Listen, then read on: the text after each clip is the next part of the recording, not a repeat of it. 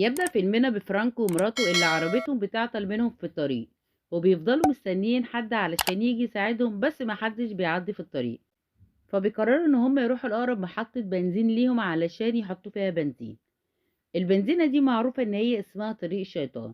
بعدين بنقابل الصديقتين اللطاف دول وهم رايحين يقابلوا صحابهم، وهم ماشيين في الطريق تاهوا ودخلوا طريق تاني. لقيوا عربية فرانك، وكان في عربية كبيرة بتجرها، وفضلوا ماشيين وراهم لحد ما سابوهم وراحوا محطة البنزين علشان يحطوا بنزين في العربية. وهم راجعين لقيوا العربية الكبيرة تاني وهي شايلة عربية فرانك برضه، وكان بيحاول يرخم عليهم. فسابوه مشي واعتقدوا ان هما كده خلاص هربوا منه. بس فرحتهم ما كملتش علشان هما لقيوه جاي وراهم وهو كده خلاص حطهم في دماغه، وزود جرعة الرخامة عليهم وفضل يرخم عليهم ويجري وراهم في كل حتة، وكل ما يهربوا منه يطلع لهم تاني زي العفريت. قدروا يجروا منه وراحوا مطعم وقعدوا فيه يرتاحوا شوية ومنه هو يبعد عنهم. اطمنوا ان هو خلاص سابهم، بس بعدين بيبصوا لقيوا ان هو ما سابهمش وراكن عربيته بره المطعم. بدأوا يشكوا في كل واحد من اللي قاعدين في المطعم، وكل ما يشكوا في واحد يراقبوه. فكان في واحد قاعد هما شاكين فيه، فضلوا يراقبوه لحد ما قاموا خرج من المطعم وركب عربية، بس كانت عربية غير اللي بترخم عليهم، فعرفوا انه مش هو ده.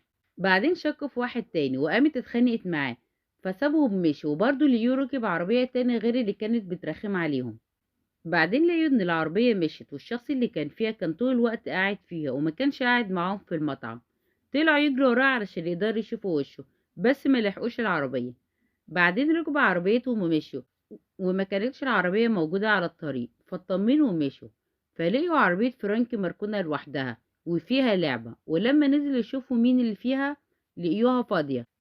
فلقيوا عربية تانية جاية على الطريق فطلبوا من صاحب العربية ان هو ينزل يساعدهم ويشوف العربية ويعرف ايه حكايتها.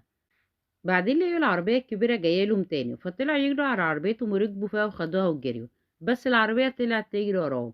وعلشان حظهم سيء عجلة العربية فرقعت، فالعربية عدتهم وسويتهم ومشوا.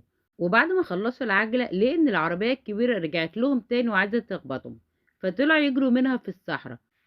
فوقعوا من العربية وإيميلي أغمى عليها، ولما فاقت ملقتش صاحبتها. خافت وعرفت إن صاحب العربية الكبيرة خطفها، فطلعت تجري وراه ولقيته واقف وكانت بتسأله على صاحبتها، بس جري منها بسرعة. بعدين حاول يرجع لها تاني وحاول يشبك عربيته بعربيتها علشان يجرها زي ما عمل في عربية فرانك بالظبط، بس هي هربت منه. ولما طلعت تجري منه تاني دخلت في الصحراء وحاولت تجيب إشارة علشان تقدر تتصل بالموبايل، بس ما كانش فيه إشارة. فقررت إن هي تستنى في عربيتها لحد ما تلاقي حد يساعدها. بعدين صاحبتها جات لها وكانت بتعاتبها إن هي سابتها ومشيت، وهي بتحاول تعتذر لها بتبص لقيت إن العربية الكبيرة هتدخل في عربيتها وتخبطها. وفجأة صحت من النوم واكتشفت إن ده كان كله حلم وهي لسه مستنية في عربيتها لحد ما تلاقي مساعدة. فقررت إن هي اللي تمشي علشان تلاقي حد يساعدها. بعدين لقيت العربية التانية جاية لها وكانت بتجري وراها، فحاولت إن هي تهرب منه لحد ما أخيرا لقيت عربية شرطة. ولما حكت للضابط ما كانش مصدقها، وهو واقف علشان ياخد منها الرخصة جات العربية الكبيرة وخبطته. ولقيت إن العربية رجع لها تاني فخدت مسدس الضابط علشان تضرب عليه رصاص، بس العربية ما همهاش رجعت تاني وشبكت عربية الضابط في عربيته خدتها ومشيت. إيميلي خدت عربيتها ومسدس الضابط وهربت، بس لتاني مرة الحظ يبقى سيء معاها والبنزين اللي في عربيتها يخلص. فوصلت لبنزينة بس هما كانوا بيقفلوا، ولما العامل شاف ان هي ماسكة مسدس خافوا حطلها البنزين. وهي راحت تتكلم في التليفون، اتصلت بالشرطة من الكابينة اللي موجودة، وقبل ما تديه كل البيانات جت العربية وراحت داخلة في الكابينة ودمرتها. المرة دي بقى قررت إن هي تتشجع وتجري وراه بالعربية وتواجهه وتقتله بالمسدس اللي معاها، بس لما حصلته قعد يخبطها بالعربية علشان يوقعها. المرة دي الحظ ساعدها شوية علشان جت عربية كبيرة ووقفت بينها وبين العربية التانية، فإيميلي قدرت تهرب منه. بس حظها الحلو ما استمرش معاها كتير عشان الحظ السيء حلفها لتالت مرة علشان البطارية بتاعت عربيتها خلاص هتفصل. بتبص لقيت ان العربية التانية جاية لها، البت اتخنقت وبقت روحها في مناخيرها، فراحت دخلت بعربيته وقعدت تخبط في عربيته لحد ما دخلته الصحراء وفقد توازنه. اتعلق على جبل وما كانش عارف ينزل.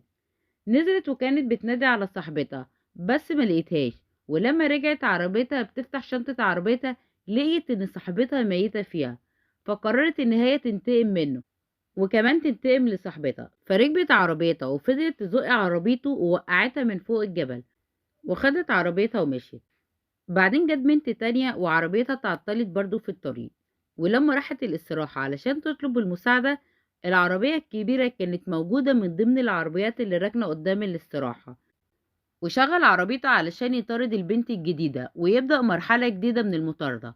وبكده يكون خلص ملخص فيلم النهاردة. لو عجبك الملخص اشترك في القناة وفعل زر الجرس علشان تشوف الملخصات الجاية، ودعمنا بلايك.